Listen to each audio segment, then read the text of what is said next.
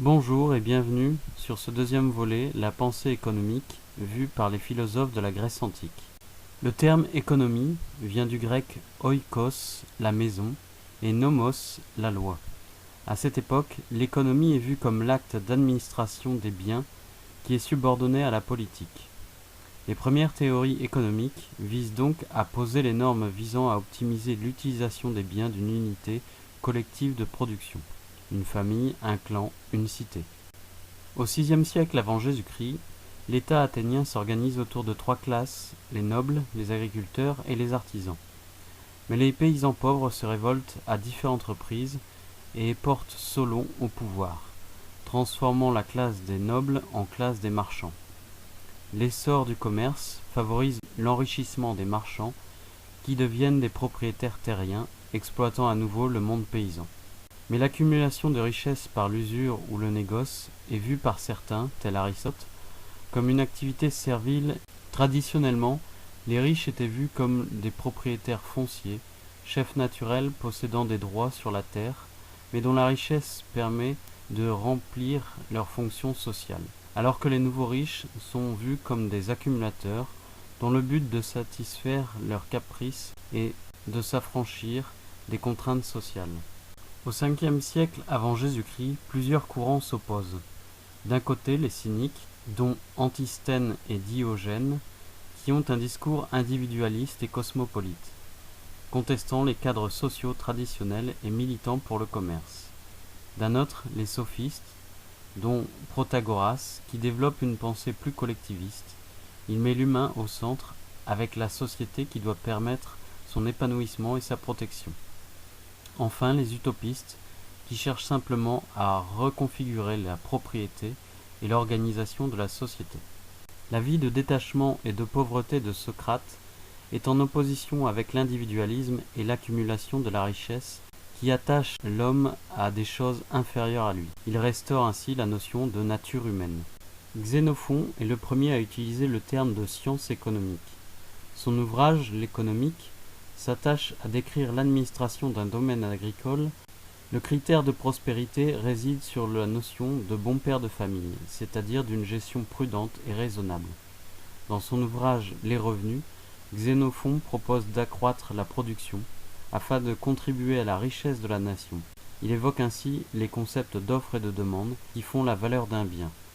Lorsque Platon rencontre Socrate, il décide de se mettre au service du bien et de la justice, en opposition avec l'action politique et l'esprit de compétition qui y règne. Pour lui, pour bien agir, il est nécessaire de découvrir la vérité dans la contemplation, la théoria. Selon Platon, pour vivre libre, les hommes doivent mener une vie juste. Cela implique aussi une organisation sociale et économique équilibrée. Ainsi, dans son ouvrage La République, il s'applique à décrire la cité idéale.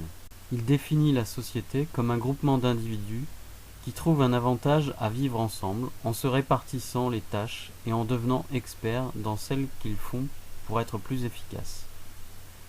Dans une cité idéale, chacun devrait être capable d'effectuer le travail qui lui convient le mieux. Agriculteurs, commerçants, artisans, guerriers ou dirigeants. À chacun la fonction sociale qu'il mérite par l'ensemble de ses qualités physiques, intellectuelles et morales. Par ailleurs, la classe dirigeante et guerrière ne possède rien, mais est totalement pris en charge par la cité. Seules les autres classes peuvent s'enrichir à condition que cette richesse ne soit pas indécente et ne plonge pas d'autres individus dans l'indigence. Le problème des cités réelles repose sur le fait que c'est la puissance physique et donc la classe guerrière qui prend le pouvoir, créant une timocratie. Puis ces anciens militaires s'enrichissent, au détriment du reste de la cité, pour former un pouvoir oligarchique. Les inégalités se creusent et le peuple se révolte pour mettre en place la démocratie. Mais ce régime qui attribue des droits égaux à des hommes inégaux, leur jugement s'amoindrit et ils finissent par désigner un homme providentiel pour faciliter la gestion de la cité. Celui-ci s'attribue les pleins pouvoirs et crée ainsi une tyrannie. Dans son ouvrage Les lois, Platon rédige ainsi une série de textes législatifs concernant les principaux points de la constitution politique et sociale d'une cité. En voici quelques grands principes. Tous les citoyens doivent être agriculteurs pour pouvoir vivre une vie quasi identique. Égalité des fortunes, pour cela il faudrait établir la communauté absolue des biens. Une répartition des terres qui sera transmise à un seul héritier. L'or et l'argent ne doivent être utilisés qu'à des fins commerciales. Si une famille jouit d'une fortune supérieure au quadruple de la valeur d'un lot familial, le surplus sera confisqué à cette famille.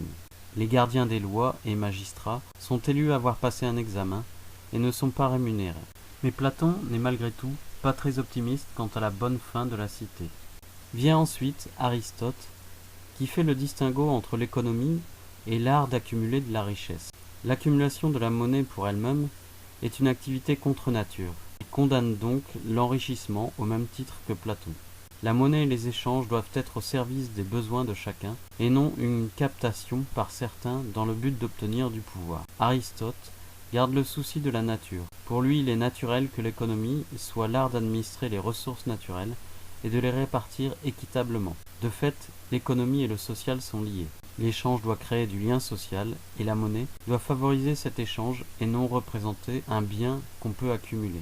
Aristote est le premier à évoquer la valeur subjective et la valeur commerciale, à mettre en relation avec valeur d'usage et valeur d'échange. Après la chute de l'empire d'Alexandre, plusieurs tendances émergent. Une tendance naturaliste qui idéalise l'état de nature, une autre rationaliste qui rejette une organisation sociale traditionnelle qui serait basée sur des coutumes religieuses, et une tendance universaliste qui invite les hommes à la communion, les poussant à condamner l'esclavage qui était pourtant essentiel dans le système grec. On constate qu'à cette période, économie et philosophie sont intimement liées, que les réflexions économiques sont influencées par les aspects sociaux. L'économie n'est donc pas encore vue comme une activité à part entière, mais comme un élément d'un tout englobant la gestion, le social, la philosophie, la morale.